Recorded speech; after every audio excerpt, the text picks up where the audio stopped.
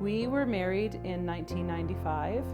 Well, we just thought the things that we went through, the ups and downs of life were all just normal. You know, people getting to know each other, first being married. They were just normal things that people went through. So we didn't really think much about it. And Rouge was diagnosed with some depression. He was taking some medication. But in all the fun of being first married and expecting our first child right away, we just jumped right into life. Rouge increasingly became anxious. He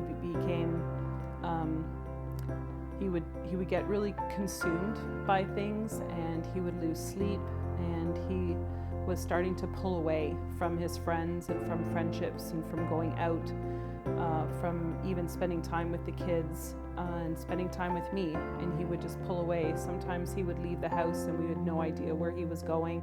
One day he just started talking about how our relationship wasn't what he needed anymore, and that became really difficult because I was his support for so long. And one day he said he didn't want our marriage anymore. But at some point I started really thinking about what had happened and started thinking about his symptoms, and I thought there's something bigger going on here. And that's when I was introduced to the concept of mental illness.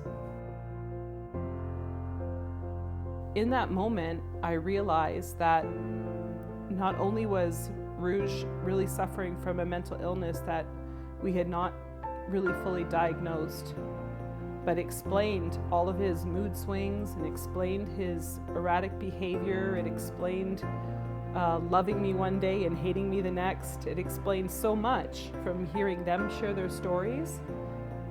I realized that I had been playing the role of the caregiver, and I didn't know that.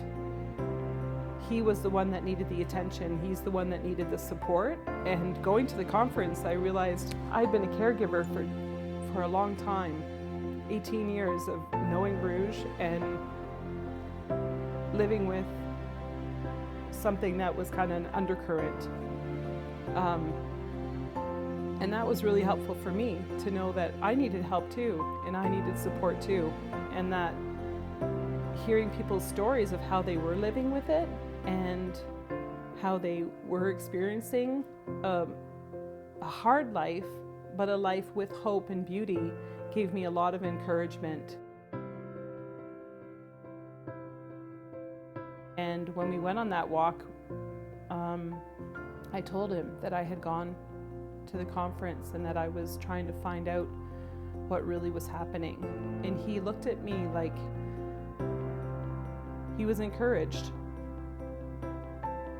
because I think he was starting to realize too that it wasn't just about what he thought was happening, but there was something bigger going on. And from that time, we spent more time together. We started going to a counselor together. He was going to more counseling and getting help himself. I was going and getting counseling myself. And we were coming up with a plan of how to bring him home and to get the help. And we were very real and very honest with the fact that we're dealing with a mental illness.